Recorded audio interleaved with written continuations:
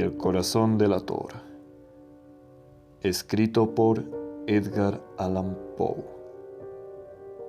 Es cierto, siempre he sido nervioso, muy nervioso, terriblemente nervioso. Pero ¿por qué afirman ustedes que estoy loco? La enfermedad había agudizado mis sentidos, en vez de destruirlos o embotarlos. Y mi oído era el más agudo de todos. Oía todo lo que puede oírse en la tierra y en el cielo. Muchas cosas oí en el infierno. ¿Cómo puedo estar loco entonces? Escuchen y observen con cuánta cordura, con cuánta tranquilidad les cuento mi historia.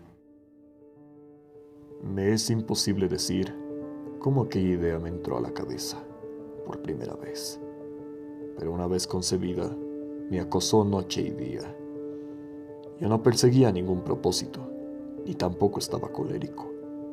Quería mucho al viejo, jamás me había hecho nada malo, jamás me insultó, su dinero no me interesaba. Me parece que fue su ojo, sí, eso fue. Tenía un ojo semejante al de un buitre, un ojo celeste y velado por una tela. Cada vez que lo clavaba en mí, se velaba la sangre.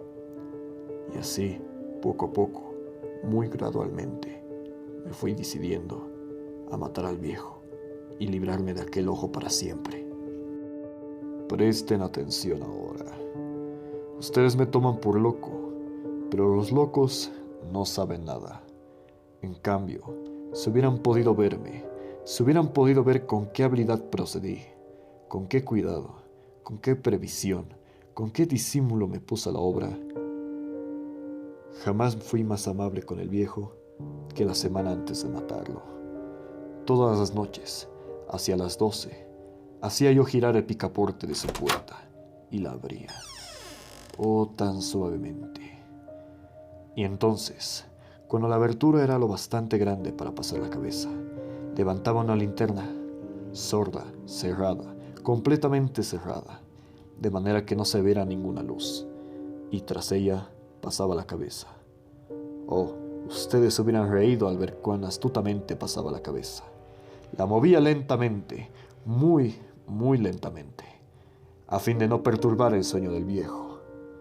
Me llevaba una hora entera introducir completamente la cabeza por la abertura de la puerta, hasta verlo tendido en su cama.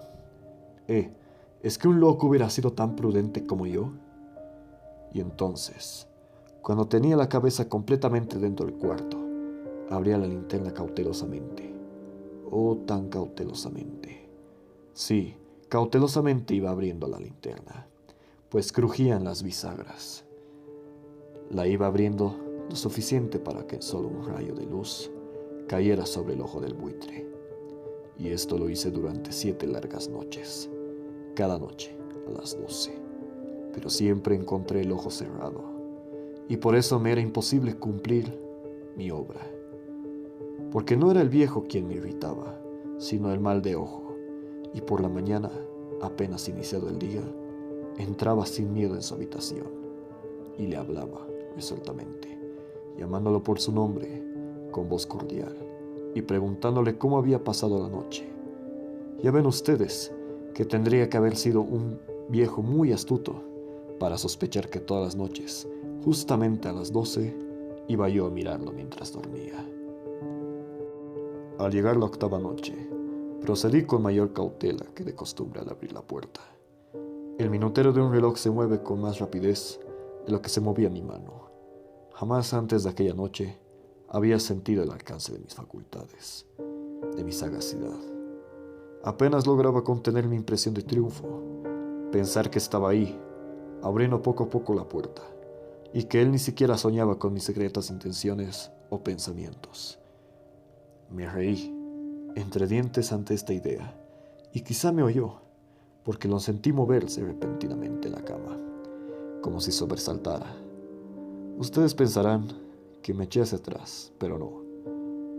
Su cuarto estaba tan negro como la noche, y aquel viejo cerraba completamente las persianas, por miedo a los ladrones.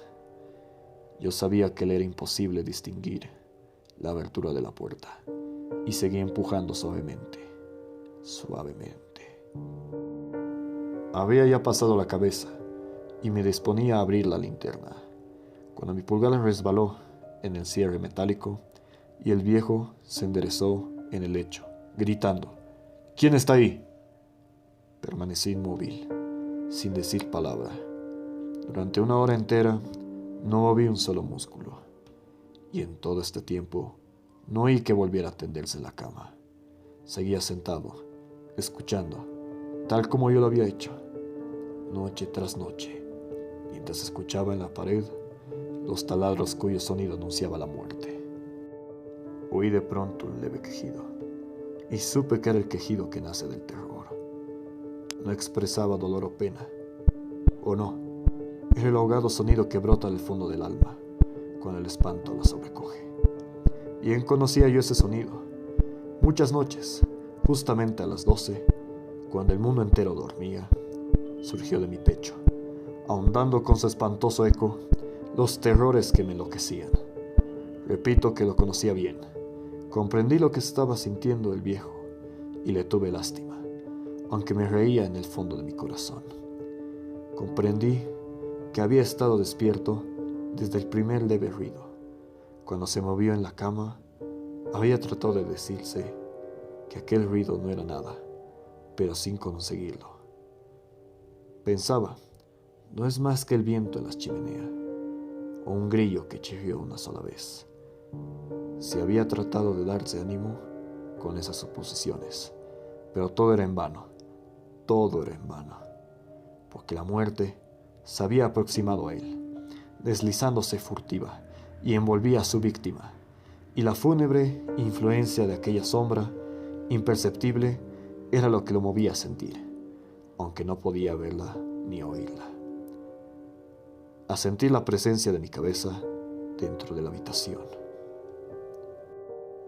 Después de haber esperado largo tiempo, con toda paciencia, sin oír que volviera a acostarse, resolví abrir una pequeñísima ranura en la linterna. Así lo hice. No pueden imaginarse ustedes con qué cuidado, con qué inmenso cuidado, hasta que un fino rayo de luz, semejante al hilo de una araña, brotó de la ranura y cayó de lleno sobre el ojo del buitre. Estaba abierto, de par en par, y yo empecé a enfurecerme mientras lo miraba. Lo vi con toda claridad, de un azul apagado y con aquella horrible tela que me helaba hasta el tuétano. Pero no podía ver nada de la cara o del cuerpo del viejo, pues, como movido por un instinto, había orientado el haz de la luz exactamente hacia el punto de maldito. No les he dicho, ya que lo que toman por erradamente por locura es solo una excesiva agudeza de los sentidos. En aquel momento llegó a mis oídos un resonar apagado y presuroso, como el que podría haber hecho un reloj envuelto en algodón. Aquel sonido también era familiar. Era el latir del corazón del viejo. Aumentó aún más mi furia, tal como el redoblar de un tambor estimula el coraje de un soldado.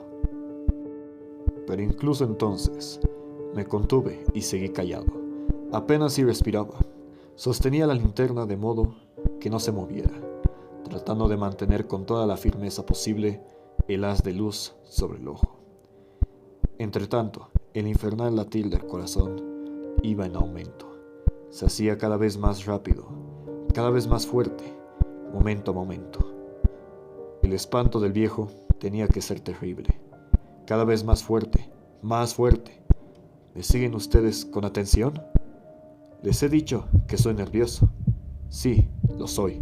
Y ahora, a medianoche, en el terrible silencio de aquella antigua casa, un resonar tan extraño como aquel me llenó de horror incontrolable.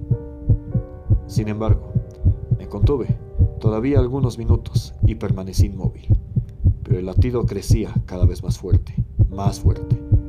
Me pareció que aquel corazón iba a estallar, y una nueva ansiedad se apoderó de mí.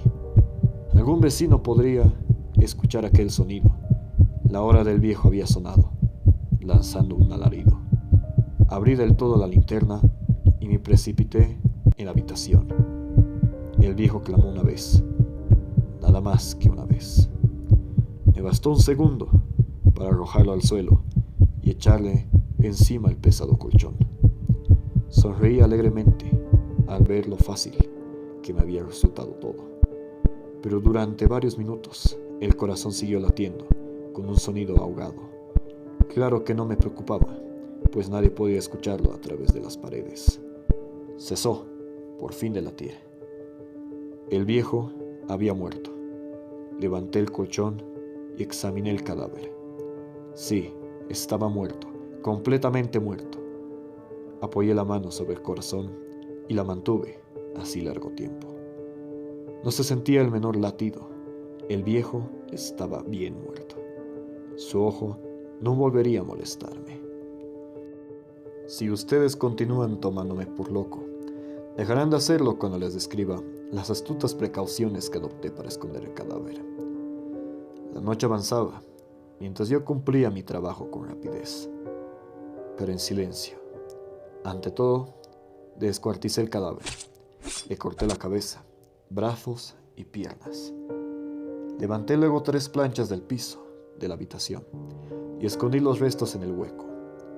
Volví a colocar los tablones con tanta habilidad que ningún ojo humano, ni siquiera el suyo, hubiera podido advertir la menor diferencia. No había nada que lavar, ninguna mancha, ningún rastro de sangre. Yo era demasiado precavido para eso. Una cuba había recogido todo. Jeje. Cuando hube terminado mi tarea, eran las 4 de la madrugada, pero seguía tan oscuro como la medianoche. En momentos en que se oían las campanadas de la hora, golpearon a la puerta de la calle. Acudí a abrir con toda tranquilidad, pues, ¿qué podía temer ahora? Hallé a 3 caballeros, que se presentaron muy civilmente como oficiales de policía. Durante la noche, un vecino había escuchado un alarido, por lo cual se sospechaba la posibilidad de algún atentado. Al recibir este informe en el puesto de policía, habían comisionado a los 3 agentes para que registren el lugar. Sonreí, pues, ¿qué tenía que temer? Di la bienvenida a los oficiales y les expliqué que yo había lanzado aquel grito durante una pesadilla. Les hice saber que el viejo se había ausentado a la campaña. Llevé a los visitantes a recorrer la casa y los invité a que revisaran bien. Finalmente, acabé conduciéndolos a la habitación del muerto. Les mostré sus caudales intactos y como cada cosa se hallaba en su lugar. En el entusiasmo de mis confidencias, traje sillas a la habitación y pedí a los 3 caballeros que descansaran allí de su fatiga, mientras yo mismo, con la audacia de mi perfecto triunfo, colocaba mi silla en el exacto punto abajo, el cual reposaba el cadáver de mi víctima. Los oficiales se sentían satisfechos. Mis modales los habían convencido. Por mi parte me hallaba perfectamente cómodo. Se sentaron y hablaron de cosas comunes, mientras yo les contestaba con animación. Mas al cabo de un rato empecé a notar que me ponía pálido y deseé que se marchara. Me dolía la cabeza y creía percibir un zumbido en los oídos, pero los policías continuaban sentados y charlando. El zumbido se hizo más intenso, seguía resonando y era más intenso. Hablé en voz muy alta para librarme de esa sensación, pero continuaba lo mismo y se iba haciendo cada vez más clara, hasta que, al fin, me di cuenta de que aquel sonido no se producía dentro de mis oídos. Sin duda, debí de ponerme muy pálido, pero seguía hablando con creciente soltura y levantando mucho la voz. Pero el sonido aumentaba. ¿Y qué podía hacer yo? Era un resonar apagado y presuroso, un sonido como el que podría ser un reloj envuelto en algodón.